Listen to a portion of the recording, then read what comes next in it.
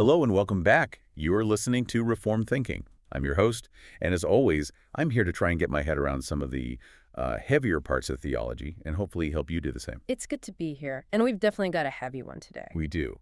But it's funny, usually when we sit down for one of these deep dives, we're looking at, a whole book of the Bible or a huge doctrine. Right, like justification or sanctification, something that spans pages and pages of systematics. Yeah. But today, the research you brought in, Yeah. it's all focused on something incredibly small. Well, small in size, maybe. The word count isn't high, but the shock wave it sends out it's huge. We're looking at one sentence. Just Right. short. Matthew chapter 12, verse 30. Whoever is not with me is against me, and whoever does not gather with me scatters. It's one of those verses that once you really understand it, it changes how you see everything. I mean, everything. Politics, your family, the person making your coffee in the morning. I'll be honest, when I was reading the prep for this, my first reaction was I felt a little defensive. Because the main argument here, coming from our Reformed lens, from the Westminster Confession, it basically takes a direct shot at my favorite coping mechanism, And which one would that be? the Switzerland strategy. Ah, yes. The myth of Switzerland. Exactly. I think most of us, especially today, we love the idea of a demilitarized zone. We want to be neutral. It's like at a family dinner when the political talk starts up. Yeah. You just want to find a way to back away slowly without picking a It side. feels safer. It's certainly less awkward. It is. And I Yes, think sir. we do the same thing with God. We have this idea that we can say, okay, look, I'm not a bad person. I'm not out there doing horrible things, but I'm also not, a super Christian. I'm just here Yeah. in the middle, undecided. Keeping Jesus as an option, he's on the shelf in life's marketplace, and maybe one day you'll decide you need that product. Yeah. It's this comfortable idea that we can stand at a safe distance. We can admire him, as a great moral teacher, but without actually submitting to him. Okay. We want to be spiritual Switzerland. A comfortable fiction, that's a good way to put it. It feels safe, it feels reasonable. But you're saying, or rather the text we're looking at today is saying, That Switzerland doesn't exist. Not on the spiritual map, anyway. that is the thesis. According to Matthew 12.30, neutrality is a theological impossibility. It's a comfortable fiction that Jesus just obliterates. The middle ground is vaporized. That's a genuinely scary thought. Because if there is no middle ground, then a lot of people I know, good people, nice neighbors, they're in a very different position than they think they are. The stakes could not be higher. And that's what we have to get into today. We need to look at this binary reality that Jesus lays out. The kingdom of light versus the kingdom of darkness. We need to really take apart the grammar, this with me versus against me language. And especially that second half, the gather versus scatter metaphor. That's where it all becomes very, very practical. And then we'll bring it home, right? We'll apply this to modern ideas like pluralism or that third way political idea that's so popular. Spoiler alert, they don't hold up very well against this verse. I'm not surprised. Okay, so let's not get ahead of ourselves. We have to start where the Bible starts. This verse, it's not a timeless proverb just floating in space. It's a weapon, and it's being used in a battle. That's absolutely right. This is dropped into the furnace of conflict. So set the scene for me, Matthew 12. Because when you hear, he who is not with me is against me, out of context, it sounds like something a philosopher would say in a quiet study. Right, or something you'd see on a motivational poster. But that's not the scene at all. Jesus isn't in a classroom. He is in the middle of what is, for all intents and purposes, a street brawl. Okay, so what's happening? Looking at the text, Matthew 12, starting around verse 22. It starts with a confrontation. A man is brought to Jesus. And the text gives us a very specific description of his condition. He's called demon-oppressed. But look at the symptoms. He's blind and he's mute. Yeah, think about that for a second. That specific combination, blind and mute, he can't see the world and he can't speak to the world. He's completely locked inside his own mind, utterly isolated. That's a horrifying picture, like solitary confinement inside your own body. It's the perfect picture of what the kingdom of darkness does. Satan's goal is to shut down, to isolate, to cut off from community and from reality. And into this total sensory deprivation, Jesus steps in. And he heals him. And notice the language. It says, he healed him so that the man spoke and saw. It's not a gradual recovery. It's an explosion. A double restoration. Yes, Yeah. instantly. Light floods in where there was only darkness. A voice blows out where there was only silence. This isn't just a healing. It's a prison break. It's a sign that a new kingdom is breaking in with power. And the crowd.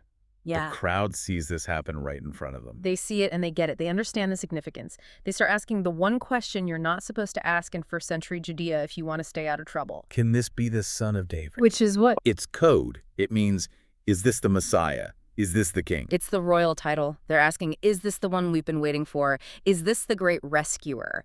And when a question like that is in the air, when you see a blind, mute man suddenly talking and seeing, you can't just shrug and walk away. The miracle demands a verdict. And the Pharisees are right there, ready to give their verdict. They are, and this is where we see the profound darkness of the unbelieving heart. They can't deny the power. The evidence is right there. The man is talking to his family. He's looking around. The miracle is undeniable. So they can't call it a fake. No. So if you can't deny the event, you have to attack the source of the event. And their accusation is just, it's breathtaking in its perversity. They say, it is only by Beelzebul, the prince of demons, that this man casts out demons. Let's just pause on that. That logic is, it's twisted. They're looking at a man being set free from torment, a man being restored, and they're saying Satan did that. It's not ignorance. This is pure malice. They are witnessing the invasion of the kingdom of God. They are seeing light punch a hole in the darkness, and they are willfully calling that light darkness. They are attributing the work of the Holy Spirit to the prince of demons. And that's the context for Jesus' response. He goes on the offensive. He has to. First, he just dismantles their argument with basic logic. You know, every kingdom divided against itself is laid waste. He's basically saying, look, Satan is evil, but he isn't stupid. Why would he fight against himself? Why would he tear down his own kingdom by setting his captives free? It's just an incoherent argument. But then he shifts from logic to a metaphor. The parable of the strong man, verse 29. And I think this is really the master key to understanding why there's no neutral ground. It absolutely is. This is the paradigm. So let's walk through it slowly. Or, how can someone enter a strong man's house and plunder his goods unless he first binds the strong man? Okay, so visualize it. It's a home invasion. It's a violent act. Right. So who is the strong man in this story?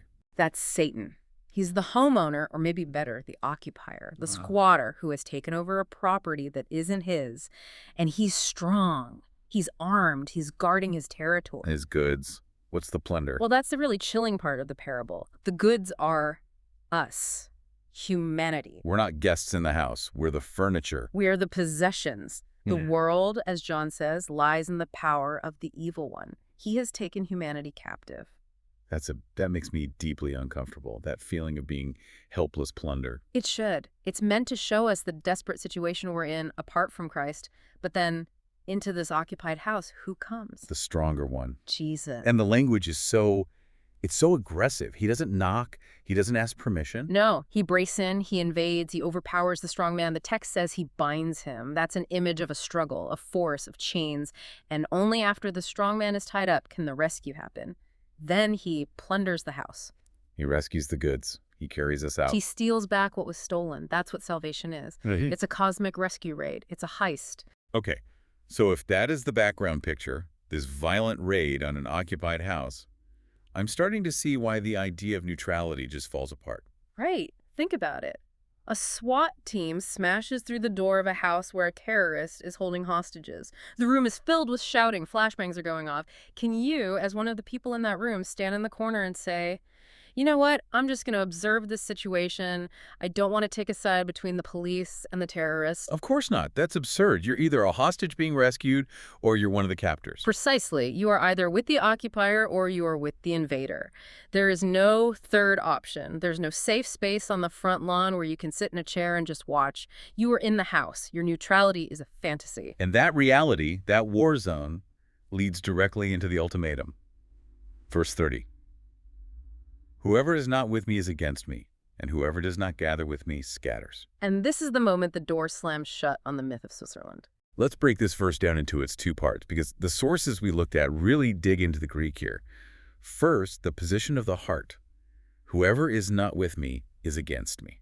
The first thing to notice is the absolute center of that phrase. With me. With me. Metabu in the Greek. It's all about his person. He doesn't say, whoever is not with my ethical system is against me. He doesn't say, whoever isn't with a general concept of God is against me. It's not about an idea. It's about a person. It is intensely, uncomfortably personal. It's about your allegiance to him. And the grammar is also really telling. The source points out the use of what's called a substantival participle. Okay, hold on. You know the rule. Break that down for us. Substantival participle sounds like something I'd get wrong on a test. What does that mean for me listening in my car right now? Fair enough. It's simple, really. In English, when we read whoever is not, it can sound like a temporary action, like I'm not with you on this particular issue right now.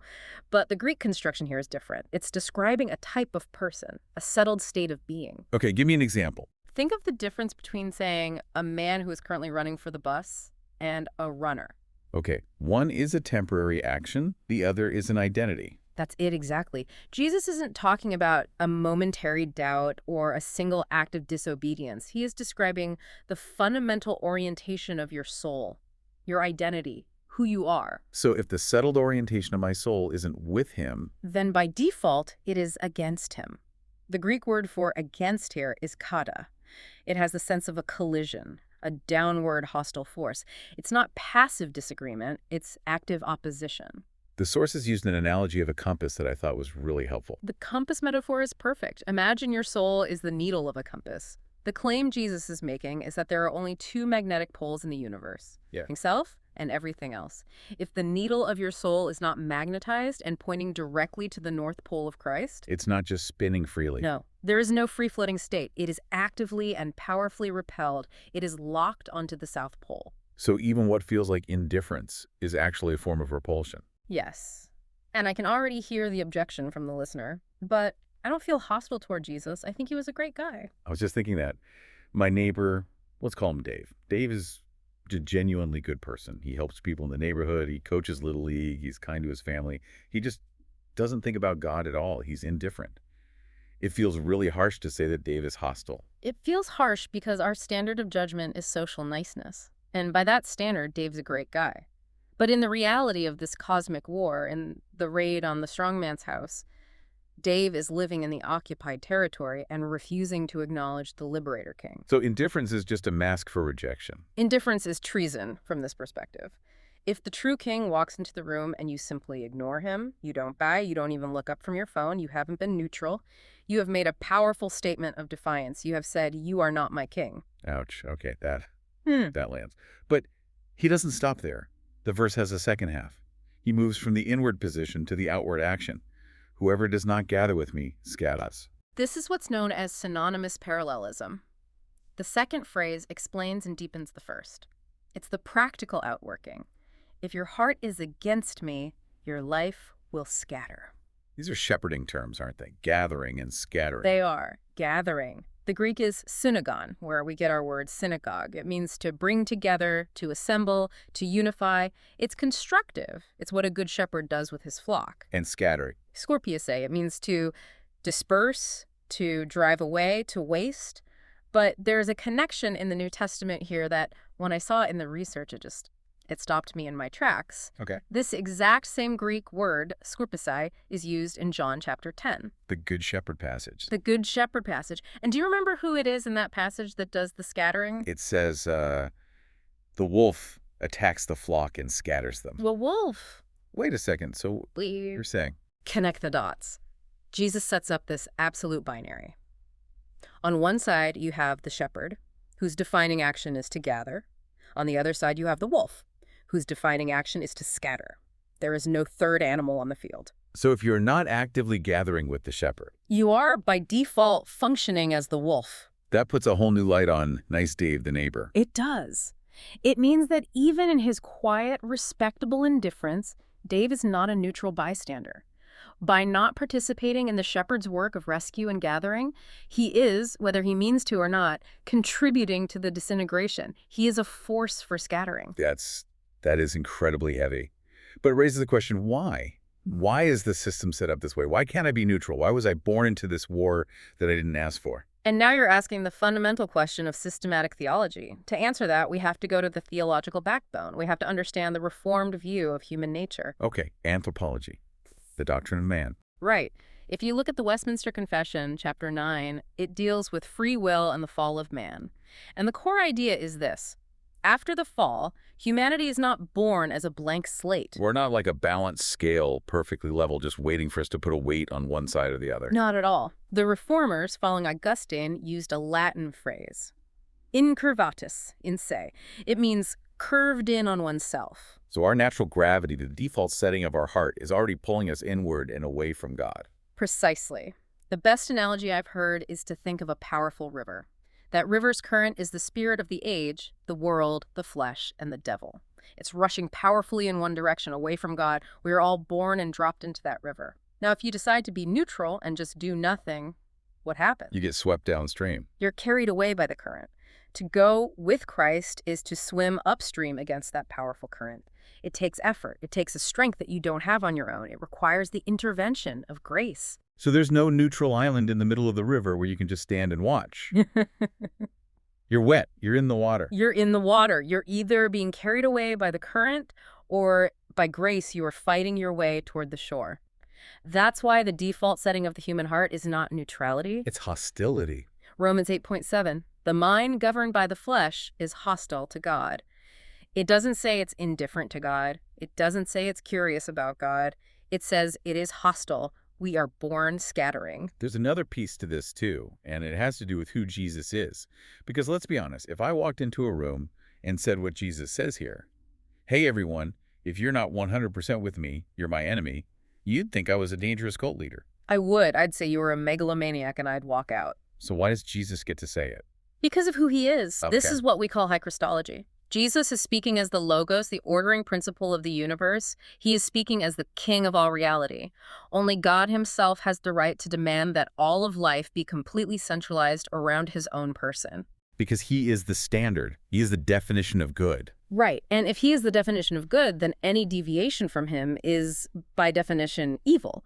It's not just a different opinion. It's a move away from the source of life and light itself. You can't be neutral toward the sun. You're either in its light or you're in the shadow cast by something blocking it. And that brings us back to the two kingdoms idea from the beginning. Yes. The whole Beelzebul controversy is proof. There are only two spiritual domains at play: the kingdom of God and the domain of darkness. There is no third kingdom. This idea of a secular space, a neutral public square that is neither holy nor unholy. It's a fiction. It's a strategic deception of the enemy. It's designed to keep souls comfortable in their captivity, thinking they're free because they're not in chains they can see. Oh, let's zoom out for a minute. Yeah. Because this verse is in Matthew, but this whole concept, this stark two-sided reality, it feels like it runs through the entire Bible. The sources call it the scarlet cord of division. Oh, absolutely. This is not a new idea that Jesus just came up with. This antithesis, this fundamental division, is there from the very beginning. It starts right after the fall in Genesis. Genesis 3.15, the promise of enmity between the seed of the woman and the seed of the serpent. From that moment on, human history is the story of these two lines, these two families, at war. You see it everywhere. Psalm 1. Blessed is the man who walks not in the counsel of the wicked, but his delight is in the law of the Lord, the way of the righteous and the way of the wicked. And notice what's missing, right? There's no way of the generally nice person who tries his best. There's no path of the moral agnostic. It's just two ways. Jeremiah 17, same thing. The man who trusts in man is cursed. The man who trusts in the Lord is blessed. It's just this sharp, unwavering line drawn through all of human experience. It is. But I want to go back to that word gather because it has such deep Old Testament significance, especially when you think about the story of Israel and the exile. Deuteronomy 28. The curses for breaking the covenant. Yes. And what was the ultimate curse? The final, most devastating judgment on Israel. They would be scattered among the nations. The Lord will scatter you among all peoples. Scattering is the great judgment. It is the undoing of God's people. It's a form of corporate death. But then you get the prophets, and Ezekiel 34 is the key text. The chapter about the failed shepherds of Israel. Right. God looks at the kings and the priests, and his indictment is fierce. He says, "Woe to the shepherds of Israel! You have not strengthened the weak. You have scattered them." He accuses them of letting the flock become prey for wild animals. There's that wolf imagery again, the scattering. Yes. But then God makes this astonishing promise. After condemning the false shepherds, he says, "I myself will search for my sheep and look after them. I will rescue them, and gather them. He promises that he himself will come and be the good shepherd and end the scattering of the exile. So when Jesus shows up centuries later, stands in front of the crowds in Galilee and says, "Whoever does not gather with me." He's not just using a nice metaphor, he is making an earth-shattering claim about his own identity. He's saying, "I am the fulfillment of that promise. I am Yahweh," from Ezekiel 34. He is saying, I am the eschatological shepherd. The great gathering has begun in me. The exile is ending in me, which means if you refuse to gather with him, you are actively working against the restoration of the world. You are choosing to remain in exile. That's a massive claim. But, okay, before we get to how this all applies to us today, we have to deal with the big, obvious tension. The elephant in the room, Mark 9:40. Mark 9:40, where Jesus seems to say the exact opposite. For the one who is not against us is for us. It really does sound like a direct contradiction, doesn't it? It does. I mean, if I'm reading the Bible for the first time, I see Matthew 12. If you're not with me, you're against me. Then I flip over to Mark 9. If you're not against us, you're for us. My first thought is, well, which one is it? Jesus can't seem to make up his mind. It's a classic example of why context is king. You can't just lift these verses out and pit them against each other. You have to look at the scene. You have to ask, what question is Jesus answering in each case? Okay, so what's the context in Mark 9? The disciples, John specifically, come to Jesus and they're complaining. They sound like tattletales. They say, "Teacher, we saw someone casting out demons in your name and we tried to stop him." And why? Because he was not following us. He wasn't part of their club. He wasn't on their team. He wasn't in the inner circle of the 12. This is pure, unadulterated sectarianism. It's a warning against tribalism. And Jesus rebukes them for it. He does. He says, essentially, don't stop him. If he's doing good work in my name, he's not going to turn around and speak evil of me. For the one who is not against us is for us. In other words, when the issue is ministry partnership, we should have a broad, charitable spirit. If someone is genuinely advancing the kingdom, we shouldn't reject them just because they're not in our specific denomination or camp. So Mark 9 is about how we should treat potential allies. Right. It's a guard against a cliquish, arrogant spirit. But the context in Matthew 12 is completely different. In Matthew 12, it's the Beelzebul controversy. The Pharisees aren't potential allies doing ministry in a slightly different way. They are mortal enemies calling Jesus a servant of Satan.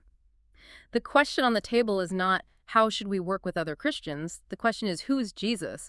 Is he the Son of God or is he the Prince of Demons? And on that question, On that fundamental question of Christ's identity and lordship, there is no middle ground. You can't be neutral. You can't say, well, I'm not against him being the Messiah, so I guess I'm for him. No, you must be actively with him. that distinction is incredibly helpful. Mark protects charity and ministry. Matthew exposes the delusion of neutrality in salvation. You've got it. One is about our relationship with other believers. The other is about our relationship with Christ himself. Okay, let's start landing this plane. Let's move into the polemics, the part where we use this text to confront some modern errors. The source pointed out a few big ones. The first one feels very relevant right now. The idea of a third way political theology. Right. I hear that phrase all the time. The third way. What does that mean in practice? Well, it's very popular, particularly in younger evangelical circles. It's the impulse to be neither left nor right. It's the desire to stand above the messy political arguments and say, a plague on both your houses. I follow Jesus, not a political party. And on the surface, that sounds really good, doesn't it? It sounds wise. It sounds winsome. It sounds like the posture of a peacemaker. It appeals directly to our desire for that safe, neutral territory of Switzerland. But the source argues that on issues where Scripture has spoken clearly, this third way can be a dangerous illusion. How so? Play devil's advocate for me. Isn't it good to build bridges? If I come out hard on a controversial issue, I'm just burning a bridge with half the culture. Shouldn't I stay in the middle so I can talk to everyone? That's the argument. But let's go back to the text. If Christ's work is to gather, and the enemy's work is to scatter, then we have to ask, what does our silence do? On an issue where Christ's truth defines reality, say, the sanctity of human life or the biblical definition of marriage, if we remain silent in order to appear neutral, are we gathering or are we scattering? I see where you're going. Silence in the face of a lie allows the lie to do its scattering work. Precisely. If one side is actively promoting what Scripture calls sin, which by its nature scatters and destroys, and we refuse to speak the truth because we're afraid of being labeled partisan, our neutrality is actually complicity. We are siding with the scatterers by failing to gather to the truth. Our silence aids the drift. That's a sharp critique of a lot of modern Christian discourse. Okay, what's next on the list? Pluralism. This is the air our culture breathes. All paths lead to the top of the same mountain. You have your truth, I have my truth. And Jesus' statement, whoever is not with me, just cuts the legs out from under that. It completely demolishes it. He doesn't say whoever is not with goodness, he says with me. He makes himself his own person, the exclusive dividing line of all reality. He refuses to be one option on a spiritual buffer line. This verse makes Jesus the central question of the universe that demands a yes or no answer. Which is, of course, deeply offensive to the modern mind. Incredibly offensive. It's the ultimate scandal. But it's what he said. Then there's the error of what the source calls nice Jesus, or therapeutic Jesus. Oh, this is the Jesus of so much of American Christianity. He's a life coach. He's a spiritual therapist. The bobblehead Jesus on the dashboard of your car. Yes, he just nods approvingly at whatever you decide to do. His job is to affirm you, to boost your self-esteem, to help you become the best version of yourself. You do you, and Jesus is your biggest fan. That's the one. But the Jesus of Matthew 12 is not a therapist. He is an invader. He's the stronger man breaking into the house to bind the enemy and rescue the captives. A therapeutic Jesus affirms you. The biblical Jesus confronts you. He doesn't ask to be an add-on to your life. He demands total surrender and a change of kingdoms. The last error mentioned in the sources is one that hits close to home for those of us in church leadership: ecclesiastical pragmatism. The philosophy of, if it works, it must be from God. The numbers-driven approach. If the church is growing, if the budget is up, if we have a lot of programs, that must mean we are successfully gathering. It's such a seductive and dangerous trap. Because the test in Matthew 12 is not, are you gathering a crowd? The test is, are you gathering with me? And there's a world of difference between those two things. Explain that difference. You can gather a huge crowd with a charismatic speaker and a great rock band. You can gather a crowd with sentimental stories that make people feel good. You can gather a crowd by preaching moralism, 5 steps to being a better spouse. But if you are gathering people to anything other than the person and work of Jesus Christ, the reality of sin, the necessity of repentance, the truth of the cross and resurrection, you are not actually gathering, you are scattering. How is that scattering? The building is full. Because you are gathering goats, not sheep. You are filling a room with people under the deadly illusion that they are safe when they are not. You are inoculating them against the true gospel by giving them a placebo. It is the most tragic form of scattering, separating people from Christ while making them think they're closer to him than ever. A full church can be a scattering church. That's a sobering thought for every pastor. It should be. Okay, we've been deep in the theology and the critiques. We need to bring this home. Let's talk application. Heart and hands. Let's start with the unbeliever. Let's go back to our nice Dave neighbor. The respectable, moral person who thinks they're safe. If Dave is listening right now, or if someone who loves a Dave is listening, what is the final verdict of this text for them? The verdict is that your harmless indifference is, in the eyes of heaven, cosmic treason. And I know how impossibly harsh that sounds. But it's meant to be like a doctor's diagnosis. If a doctor looks at a small, painless lump on your arm and tells you it's a deadly, aggressive cancer, he's not being mean. He is telling you the truth because your life depends on it. So my defense of, but I'm a good person, I don't hurt anybody, that doesn't hold up in court. It's irrelevant to the primary charge. The charge isn't that you robbed a bank. The charge is that you have lived your entire life in the king's world, breathing the king's air, eating the king's food, and you have refused to bend the knee to the king. So the call is to surrender. The call is to abandon the fantasy of the safe distance. There is no DMZ between the kingdoms. And to delay your decision is to make a decision. Every day you say not yet is another day you cast your vote for against. Okay, now let's talk to the believer. Because I think a lot of sincere Christians hear a message like this, and they feel a knot in their stomach. They start thinking about all their failures. I didn't share the gospel with my coworker yesterday. I was impatient with my kids. Am I scattering? Am I against him? That's a very real and understandable fear. So let's separate this into 2 parts, the diagnostic and the comfort. Okay, let's start with the diagnostic. How can a believer honestly assess if their life is characterized by gathering? We look at the fruit. First and foremost, personal holiness. Sin, by its very nature, scatters. When I give in to sin, I fracture my communion with God. I create division in my family. I damage my witness to the world. Pursuing holiness is gathering my own scattered affections and life under the lordship of Christ. The source also mentioned our speech, careless words. Oh, this is huge. Think about the effect of gossip or slander in a community or a church. What does it do? It tears it apart. It scatters. It is pure wolf work. It isolates people, creates suspicion, and destroys unity. If you are a gossip, you are actively scattering the very flock Christ died to gather. On the other hand, speaking truth, encouragement, and words of grace, that gathers. It builds up. And finally, what about the church itself? This is non-negotiable from a Reformed perspective. You cannot claim to be gathering with him while you are willfully neglecting his gathered people, the local church. I'm spiritual but not religious idea. It's just me and Jesus. That is a profoundly scattering force. Christ is not gathering a collection of isolated individuals. He is building a body. He is constructing a temple. If you refuse to be a living stone cemented into the wall with other believers in a local assembly, you are resisting his primary gathering work in the world. Okay, that's the diagnostic. It's sharp. Now give us the comfort.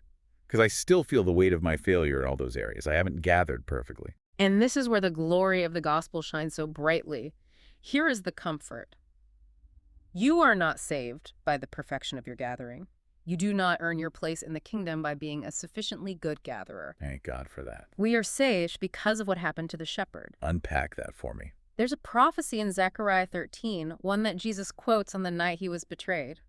Strike the shepherd and the sheep will be scattered. He knew what was coming for him and for his disciples. He knew. On the cross, Jesus entered into the ultimate experience of scattering. He was struck. He was exiled from the presence of the Father. He endured the curse of disintegration when he cried out, my God, why have you forsaken me?" He took the against me position for us. He absorbed the full, violent force of God's judgment against all of our sinful scattering. He allowed himself to be scattered under wrath so that we, the scattered sheep, could be gathered into the family of God forever. So my efforts to gather, my evangelism, my pursuit of holiness, my love for the church, that's not the root of my salvation. No. It's the fruit. We don't gather in order to be saved. We gather because we have been saved. We gather out of sheer, grateful love for the shepherd who was scattered in our place. That changes everything. The motivation isn't fear of the wolf anymore. It's love for the shepherd. That's the gospel. We are at the end of our time. This has been intense. The truth often is. So, to synthesize it all, history is not standing still. It's moving toward a final harvest. The great separation is real. The winnowing fork is in the Lord's hand, and the crisis of the middle ground is a delusion we can no longer afford. But the mercy is just as real. The king who demands our total allegiance is the very same shepherd who laid down his life to gather us in. Amen to that. So here's the final thought we want to leave you with today. Jesus says that those who do not gather with him scatter. Think about the people in your life, your coworkers, your neighbors, the family members you love. If they are not being actively gathered to Christ, then the current of this world is carrying them right now toward an eternal scattering. They are drifting downstream. So the question for you is this: does your silence aid that drift? Are you content to stand on the riverbank and watch them flow by, convinced your neutrality is a virtue? Or will you reach out a hand? Sobering question to end on. Until next time, keep thinking reformed.